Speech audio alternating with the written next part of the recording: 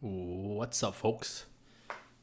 So, I think every time I'm always more on the serious side of the channel. I think across the board, all amongst all the crypto YouTubers, right? I am definitely one of the more serious ones. Now, this is something that I want to iron out. I am actually a very fun-loving individual. I actually have a lot of hobbies too. I also do a lot of fun stuff.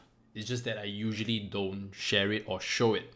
But I think in this episode, I kind of want to unwind a little bit. And obviously, it's not going to be the main, it's not going to be crypto related. So, folks who are here for my usual crypto content, hoping to learn something with regards to crypto, maybe you might want to skip this episode. But for the rest of the folks who are kind of interested in what I usually do with my crypto profits, well, this is that episode where I just share about a little bit on my personal side. Well, apart from, I guess you guys know from the very beginning, I kind of like a little bit of designer clothes. Well, maybe a little bit more than a little bit, but I actually like stuff that is back to my childhood days, where it brings me back to my childhood days. So lately, okay, when you are bored, somehow YouTube will recommend the weirdest things. I have no idea how I managed to, get the content. And sometimes you get recommendations in your watch list, right? Some good, some bad, some pretty related to what you do. And it's very weird. So recently I was recommended Magic the Gathering, content for some weird reason. I mean, I do occasionally look at games, like video games, the latest video games on the Nintendo Switch, or, some kind of PC game. I used to kind of play around with all these kind of things. So it kind of got me thinking also that I was just searching through, and maybe because somehow they were kind of all connected, because apparently Magic the Gathering, and I used to play Hearthstone. So Magic the Gathering also now has a more funky, cooler look, which is called MTG Arena. So I was just like checking out the videos. I have not played it. I've not downloaded the game. I cannot even remember how to play the game, because back in the day I was only when I was let me see, when I was 13 years old. I played Magic the Gathering until I was 15. So at the time, I didn't have a PC. Phones at the time are not as advanced as they are today, where you have mobile games and whatnot. I think the only I never had a handphone anyway. So even if I did, right, it would still not have those capabilities that we have now on our smartphones. So anyway, long story short, I was into the trading card game scene. Whether is it collecting and playing, I was doing that for at least 2 years. And then, of course, unfortunately, I got involved in a boy-girl relationship, and that kind of killed off all nerdy enthusiasm for Magic the Gathering. And my last expansion was Visions, right? Mirage and then Visions. And that was it. I started out at 4th edition, and of course, I was clearly aware of whatever that was before that. And obviously, having no money, I wasn't having the privilege of buying all those things. So now, being a much older, a much older individual who has some disposable income, I decided, you know what? Instead of always talking about investments, instead of putting it into the damn stock market or into property, gold, and all the boring stuff that all the millennials don't want to talk about, I decided, you know what? Maybe I should start looking at the Magic the Gathering scene again, as in the stuff that used to make me happy and excited. And I love the artwork. Okay, even if I sucked as a player, guys. I really sucked as a player. I was one of the ones that, maybe I didn't play it that long because, well, I just sucked at it. I was never the guy that could strategize and construct a deck. Like whatever latest stuff that came out, I just loved it for the artwork.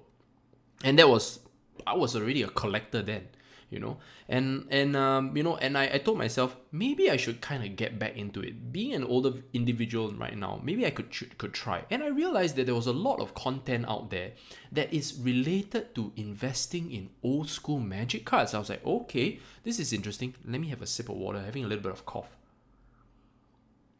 So let me show you guys what I've been kind of working on.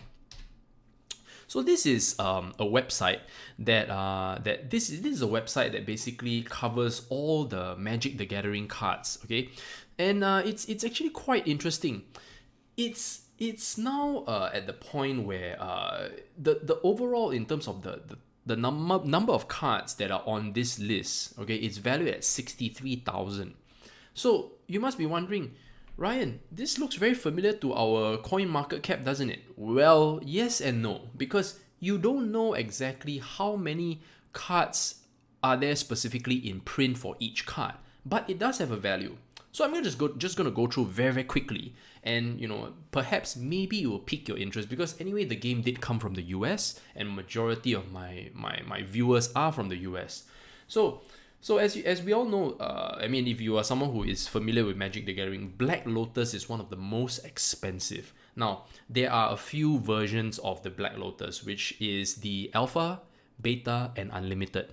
So the Alpha, Beta, and Unlimited are the most sought after. I mean, it may not necessarily be the most sought after card, but it's definitely the rarest, because it's one of the fewest in print, and at the same time, people do say that it is one of the most powerful cards, because I mean, 0 casting costs and 3 mana of any single color is really quite uber, right? So at the time, a lot of us, I mean, even when I was playing the game, I obviously couldn't afford to even buy this card, because this card alone was already a few $100s at the time. So that was back in the 1995 period. So a little bit of history. Magic the Gathering was started by Wizards of the Coast, okay, which is the company, and eventually, I think a few years later, Hasbro, which is of course a very popular conglomerate that owns Toys R Us, which is obviously now bankrupt, and they actually bought Wizards of the Coast, I think for about 350 million in terms of valuation. Then in terms of in Hasbro's portfolio, apparently Wizards of the Coast is the one that's doing the best. It's actually the one that's driving all the profits and revenue. So I was like, okay, this is actually pretty interesting. And I told myself that, I've always liked something that has a nice long history.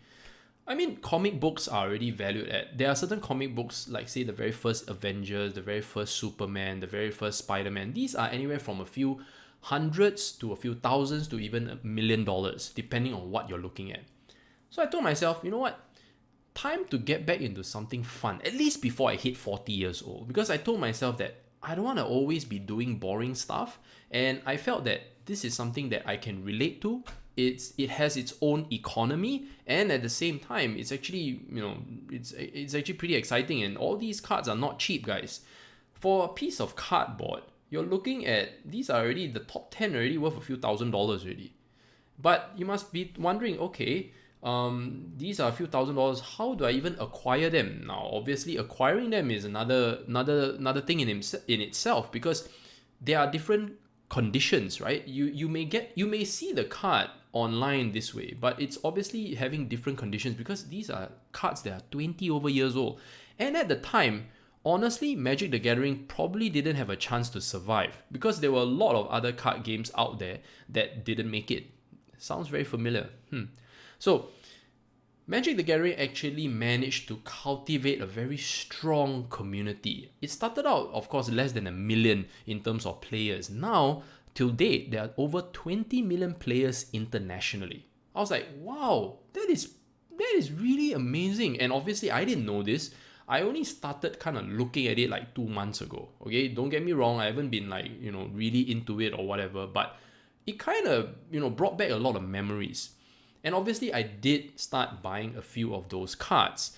And just the smell of the cards alone was already enough to bring me back to those days. And this is the kind of thing that sometimes you may say money can buy it, right? But it's more of the nostalgic value. And that's the part about what drives this whole space. Apart from the fact that there is, of course, a store of value within these cards, but there's also a very strong, nostalgic value. And it kind of brought me back to it. I don't play the game. I have no intention to really play the game. Maybe I'll try the online, but I guarantee I'll still suck at it. But when I started looking at the space, it really, really brings me to the fact that it's like our space, our crypto space. Because there are a lot of things that are hard to validate. For example, why is it the Black Lotus is worth $7,000? Right? Seriously, it was just based on the last transactional cost and the overall average price. And then there are transactions that are off the grid. That means it doesn't happen online. The reason why this website is called MTG Goldfish, which is kind of like the coin market cap that we know, tracks the pricing. So if you look at the price of the reserve list, okay, now here's the thing that you might, especially the crypto folks, you might be interested, because the reserve lists are cards that will never be reprinted. Okay, so that means there's a certain level of scarcity. Not only that, you notice that there was a very sharp spike in 2018. Doesn't that sound a little bit familiar? Now, people may say, it could have come from the stock market, Ryan. What makes you think it came from crypto? Now, this was the part where it kind of connected for me, because there was a huge amount of funds that actually left in 2018, as we all know, from crypto, and it had to go somewhere. It could have gone to the stock market, it could have gone to the property market or whatever. But the reserve list actually spiked really heavily in 2018.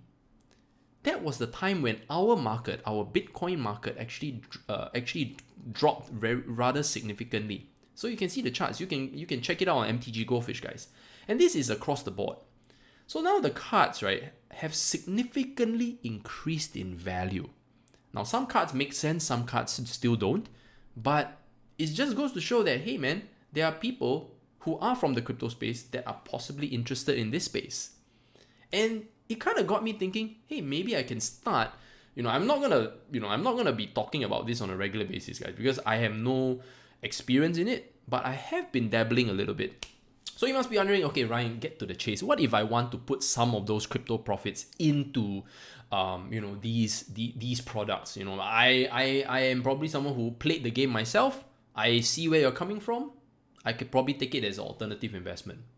Now, bear in mind that I'm not intending to sell for the next 10 years. You'd be like, oh, okay, that sounds like a downer. Probably you can dislike the video at this point of time. But hear me out. Because it's a great store of value. Let me give you an example. So let's say we take the Black Lotus as an example. Okay.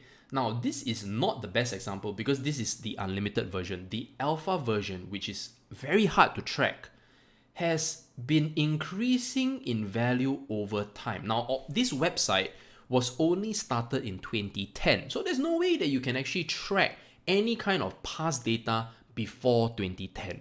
Okay. So right now, if you look at the price, yes, it is rather volatile, but overall, if you had entered the market anywhere before the main spike, you would already be in the money. And it truly is a great store of value. If you are someone who really knows how to take care of these cards, that means you just know how to, obviously keep them in the sleeve, put them in the right folder. You know how to even look at the condition of the cards, right? You can actually be sitting on gold. And I really mean that because let's just be very honest, guys. Bitcoin is 10 years old. Okay, Bitcoin alone is 10 years old. The overall crypto market is still very, very young. There are projects that come out and they die very, very quickly. It's kind of the same because every month there is something new that comes out. There's something, they call it a new expansion, a booster box or whatever you call it that comes out. So those are the pump and dumps. People pump and dump those things as well. And apparently the newer stuff, right, is easier to acquire because one booster box costs only about 100 Singapore dollars to about 100 US dollars. Very, very cheap. So a lot of youngsters these days, they can afford one whole box. I'm very, very surprised actually because when I was trying to buy a box at the time, it would never happen, right? I would only be able to acquire only 2 booster packs, which is about $3.50 to about $5 Singapore dollars at the time. So that would be about maybe $2.50 to $3 US dollars at the time. So I will only be able to buy 2 per week at max. Usually it's just 1. But, that being said, this whole space is very, very similar and very, very relevant.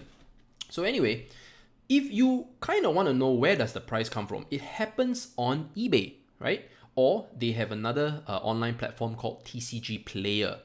So if you look at it, right, they are the main, there's Card Kingdom, which is kind of like the main kahuna. You can say it's like the Binance of the space, right, where they have the most cards. They sponsor the most YouTubers out there. And obviously they have an affiliate program, so on and so forth. But any transaction that happens online and through these platforms, the price will be captured. So you're wondering how the heck is it at $7,000? Well, that's how they capture the price. But there will be now here's the part that gets a little bit technical, but like I said, you might be nerdy enough to even listen. So there's a buy list price. Unfortunately, right? Let's say you started this collection of yours. And why do I say that you need at least 5 to 10 years to really allow your collection to grow in value? Because when you want to offload, it's not that easy. When you want to sell, you have to go through either these same platforms, or you have to physically go to your local game store, or you have to know a community that is willing to buy or sell, trade with you, right?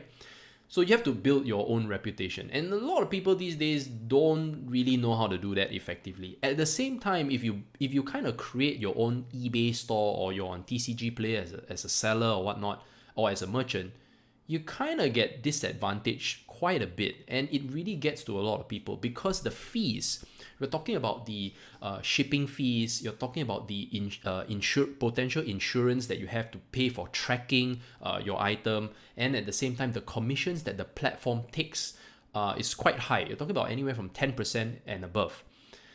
Not only that, when people complain that they didn't receive the card, okay, this is the part where it gets really scary.